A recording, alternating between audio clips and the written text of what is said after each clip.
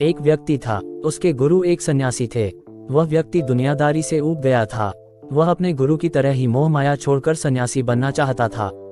उसने अपने परिवार को ये बात बताई तो सभी ने मना कर दिया, ये कहते हुए कि हम सब आपसे बहुत प्यार करते हैं। फिर उसने अपने गुरु को ये बात बताई और साथ ही कहा कि मेरा घर परिवार, बच्चे और पत्नी मुझे संन्यास लेने नहीं दे रहे हैं, क्योंकि वे मुझसे बेहद प्यार करते हैं। गुरु ने कहा, ये किसी भी सूरत में प्यार नहीं है। गुरु ने उसे बहुत समझाया पर वह व्यक्ति नहीं माना। फिर गुरु ने कहा, अच्छा ठीक है, तुम मेरे साथ चलो। ये कहकर गुरुजी उसे मठ में ले गए। इसके बाद गुरु ने उसे ध्यान करने की योग विद्या सिखाई, जिससे वह अपनी सांसें रोककर मुर्दे जैसी अवस्था में घंटों तक रह सकता था। ये सब सिखाने के बाद गुरु ने उसे एक योजना बताई और उसे घर भेज दिया।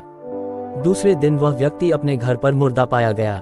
परिवार के सारे लोग इकट्ठे हो गए। सभी रो रहे थे और विलाप कर रहे थे। वहीं उसकी पत्नी सबसे ज्यादा दुखी हो रही थी। पूरे घर में कोहराम मच गया था। सभी की आंखें नम थी। वह व्यक्ति मुर्दा अवस्था में था, मगर योग अभ्यास से आसपास के माहौल को महसूस कर सकता था और सुन सकता था। उसे बड़ा सुकून मिला कि उसका परिवार उससे कितना प्यार करता है। अंततः उसने मुर्दावस्था में ही संन्यास का इरादा त्यागने का फैसला कर लिया। कुछ ही देर बाद उस व्यक्ति के गुरु वहां पर आ गए। गुरु ने सभी को शांत किया और अपने शिष्य के पड़े शव को देखा। कुछ देर शव को देखने के बाद उसके परिवार वालों को कहा, इस शव में जान फूंकी जा सकती है। मैं इस आदमी को अपनी विद्या से जिंदा कर सकता हूँ। ये बात सुनकर घर के सभी लोग बहुत खुश हो गए। सभी को एक उम्मीद की किरण नजर आ रही थी। फिर सभी ने गुरु से कहा, तो आप ये काम जल्द से जल्द करिए। इस पर उस गुरु ने कहा, एक समस्या है। इस कार्य के लिए परिवार के किसी दूसरे सदस्य को अपना प्राण त्यागना होगा। ये सुनकर सभी लोगों की सांसें रुकी की रुकी रह गई। सभी ने एक दूसरे की तरफ देखा। सन्यासी ने परिवार के सभी सदस्यों से एक एक कर पूछा, पर किसी ने भी हाँ नहीं भरी। सभी ने अपनी जान की जरूरत बताई और अपनी जिम्मेदारी भी। सन्यासी ने फिर उस व्यक्ति की पत्नी से कहा, अगर यह नहीं रहे तो तुम कैसे जियोगी? उसकी पत्नी ने तुरंत जवाब दिया, मैं इनके बगैर भी जी लूंगी।